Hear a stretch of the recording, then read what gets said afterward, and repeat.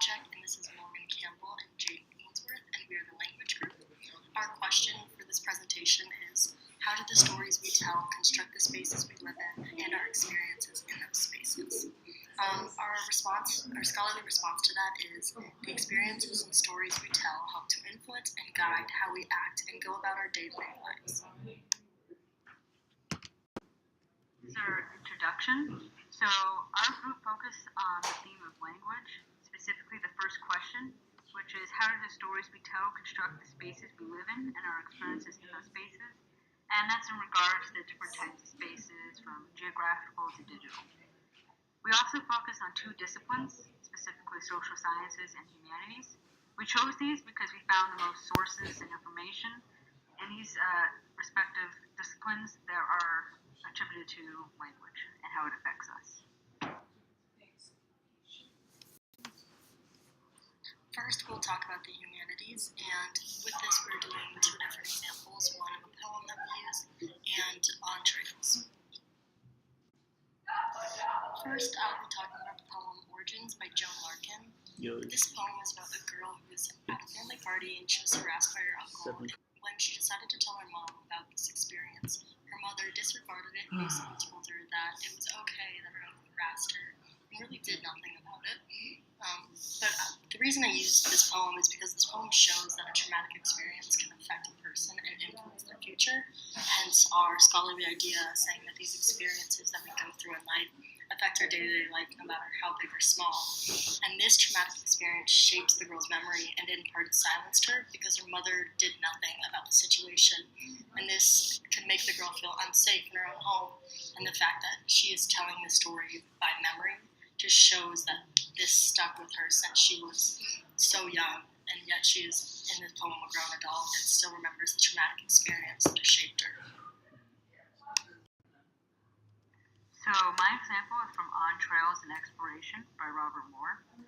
And my passage was on page 181, and it starts with, what matters most to Apaches is where events occurred, and ends at listener. It's about 2 paragraphs long. So this passage, I chose it specifically because it demonstrates how geographical spaces can affect stories and vice versa. And the stories in this particular example really explains social life for the Apaches. And it kind of, when someone listens to these stories, it can change their perceptions and their experiences, specifically because they're so directed onto certain locations. And that's what I kind of, by my 4th bullet point really describe, is because these stories are really specific to a certain location. They described in the passage that for someone who maybe walks by that location and knows the story, the morals and the themes that are in that story come to mind because they're reminded of it by the location itself, which really influences their experiences.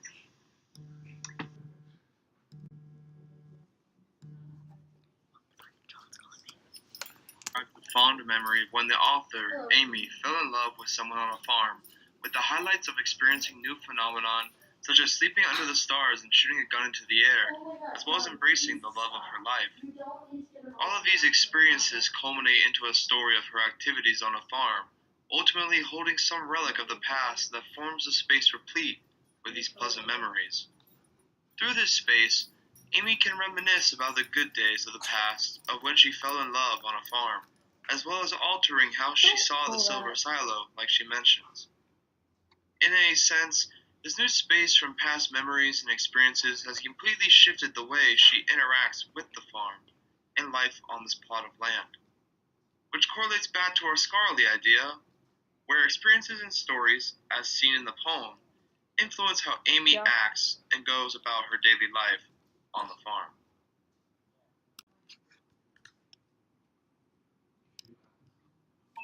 Ida uses words and phrases from the Tohono O'odham language, a way in which she connects the tree to specific memories or feelings.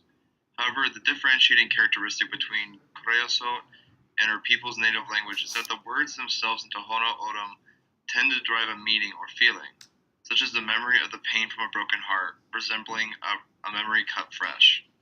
For myself or other passersby, no one would truly appreciate or indulge in the associations with the plant, the feelings, or the Tohono O'odham lexicon as the Pitas people do.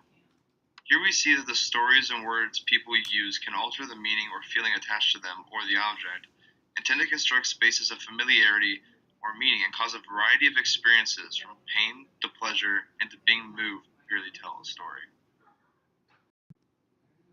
So our next discipline is social sciences. So Jaden will be giving the examples for this discipline, and they range from ghetto swingers to Our Town is Burning, as well as other examples. For our first example from social sciences, we have a description of Ghetto Swingers by Leo House, a former prisoner of the Terezin Transit concentration camp. The passage reads, "A hearse in the foreground carries a corpse and other prisoners in so advanced a condition of demoralization that they look like semi-corpses. Behind is a jazz band playing on a makeshift stage, surrounded by listeners whose attention is riveted to the players." The jazz band is very important in this picture as, through their music, they are telling a musical story in a sense of a brighter and happier time. It's through these musical stories that the musicians create a space of escapist entertainment for the prisoners, allowing internees to escape from their current reality for as long as the music plays. This fabricated space forms a positive experience for the prisoners, as they are allowed to avoid the horrors of everyday life, even if it's just for a few minutes, and somehow feel happier and bolster morale that had once been squelched upon entering Terezin's gates and losing everything of value to them. Which brings me to our next examples. Our Town is Burning is a folk song reverberated throughout the concentration camps. The song is in remembrance of the pogrom, an organized massacre of an ethnic group, at the Polish town of Prietzig, where many Jewish citizens were slain. Created by Mordecai Gebertig, Our Town is Burning created outlets for resistance against the SS guards and Nazis, while also assuring the audience that previous oppression had been overcome. The space constructed through this folk song increased hope in prisoners and made their experience more bearable, knowing that they could eventually win and overcome their oppressors. Oh my God, are you talking? Secondly, there were many lectures held on the contributions of Yiddish theater in clandestine programs within the camps. These lectures created a space for learning of Jewish traditions and culture, providing Jews with the culture that Nazis had originally tried to erase. As such, Jewish prisoners felt a boost of morale and bettered their experience within the camp overall due to a humanization effect that reversed the dehumanization brought upon by the Nazis. Lastly, camp leaders read humorous works by authors and comedians such as Shalom Aleichem, A. Sternberg, and Moshe Nadir. Once again, these comedies provided more areas for escapist entertainment. Similarly to Ghetto Swingers, prisoners could escape reality and live through a somewhat better experience during their internment as a result of the spaces camp leaders and comics constructed. Through all four examples, it's clear to see how these works and secretive programs within the camps created spaces for Jews to better their experiences within the camps through escapist entertainment, lectures on Yiddish theater and Jewish culture, and folk songs that harbored outlets for resistance. This coincides with our scholarly idea as these experiences and stories guided how Jewish prisoners acted as through the facets for resistance, and ultimately made their day-to-day lives a little bit more bearable, even in the face of a brutal oppressor.